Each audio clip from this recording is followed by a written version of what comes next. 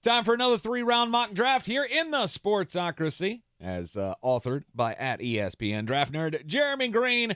Let's look at the Minnesota Vikings, what they need in this draft.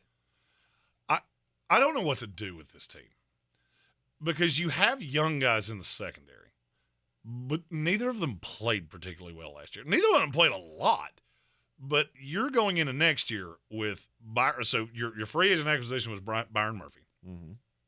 He can play on the outside. He's just better in the slot. And you got Andrew Booth and a Caleb Evans. Both guys that I liked coming out. I just said they were going to take some time to develop. You had Marcus Davenport. I'm fine with the pass rush. So I don't want to throw another young guy to that secondary. I mean, can I do it in day 3? Absolutely. But I got 2 picks here. I got 2 picks, and I need them to be guys that produce right away. Mm-hmm. And there is one that falls right in your lap that fills a huge need, and that's who I'm taking in the first round. All right, Minnesota has the 24th overall pick in this NFL draft, and with it, they will take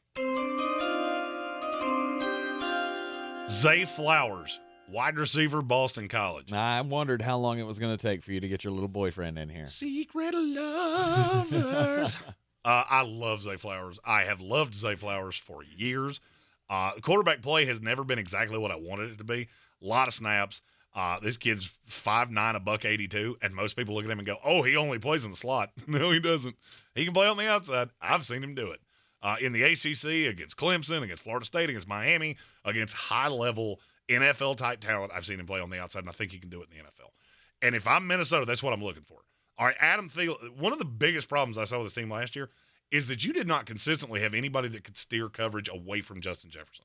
I need somebody that scares the hell out of you. Now, did I think Zay Flowers was going to run faster than 4.42? I did. I also think he plays faster than that, so I'm not real sure that I care. This to me is the best deep threat in this draft. There's part of me that wants to have him at number 1 because I have him at 2. I have him ahead of Jackson Smith and Jigba, and I'm not really sure it's all that close. But I can't get him ahead of Quentin Johnston because the high side on him is so much higher. Now, the floor is terrifying. Right. Zay Flowers, to me, I do not see any path that he does not come into this league, and a year from now, 2 years from now, we look at him as a 20th best receiver in the NFL to 35th best receiver in the NFL. I do not see a path that doesn't happen because he is an elite deep threat. He's so good with the ball in his hands, and I just think he comes in and will – I think he comes in and shows that I've been right the entire time. The biggest problem with him is that the quarterback play was not as good as you wanted it to be, in spite of the fact that T's and P's, Phil Jacoby. Oh, you were so high on him as well. I still love him.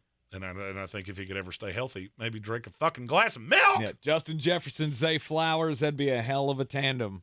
The only drawback I have on Zay is that I'm not sure that in the NFL he may not get himself killed because he loves to initiate contact because he really runs. He runs like a big-ass running back of I'll bowl over you. I don't care that I'm little. Mm-hmm. I love the heart in this kid. I love this kid so much. All right, Minnesota has the 88th pick overall. It's coming in the 3rd round. What do they do with it? Henry To'o, linebacker out of Alabama. Now, this is a player that I do not love as much, and I will be very honest about that. However, I think he comes in as one of the most pro-ready linebackers in this class. He's played – do you know how many snaps he played in college? It's got to be a ton. You've heard me say the numbers on a lot of these players because I put them on my draft reports. Just take a stab at it. 1,200. You're only a third low. It's 31-30. Wow. I mean, this is a truly season. But my problem with Henry To'o is you're getting exactly what I've already seen. He will be good against the run. I think he is more fleet of foot maybe than he shows at times. And I don't know that he'll ever be great in coverage. I think he's a really good leader. I could easily see him being a signal caller in the NFL because I think the kid is really, really bright. I'm not sure that he's ever going to be able to get over the undersized, doesn't always play to his athletic ability. I mean, he's not a pass rusher, but I mean, he's an inside linebacker at a 3-4, so it's not like I really care. I think he is a nice combination. I think he would be a nice replacement for Eric Kendricks. And looking at Minnesota's defense, the reason that I'm okay with Henry To'o here is because of Brian Asamoah. because those two couldn't be any more different if they tried. And so you get this hyper-athletic sideline to sideline linebacker, and then I've just got toe that is so consistent. It's the Jamin Davis theory of when I have that linebacker that is sideline to sideline and just plays with his hair on fire, I need the consistent guy next to him. Yep. Jordan Hicks can be that. I don't necessarily know that that's a long-term fix. I like Henry To'o here as a long-term fix for the Minnesota Vikings. And the Minnesota Vikings 3-round mock draft. Let's see if you can't get luckier than this team did in one-score games 2 years in a row. So there's going to be a drop back for this team, but I don't think it's drastic. This is low-key one of the best drafting teams in the league. I've waxed poetic about them what feels like every year we've done this. So I think they will do more with less. If you like these picks, if you hate these picks, if you want to just call me a big mullet dipshit and go, Skol at the end of it, feel free. I don't 100% know what that means, but do it.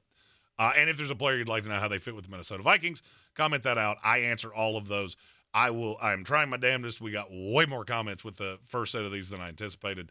And we will have 2 more mock drafts. My A+ 7-rounder that comes out next week, and then my final projection for the 2023 NFL Draft that comes out the week of Draftmas. Please take a moment to like the video, share it out with your friends and fellow Vikings fans as well, and subscribe to the channel so you can get all of our team-by-team content here throughout the Draftmas season.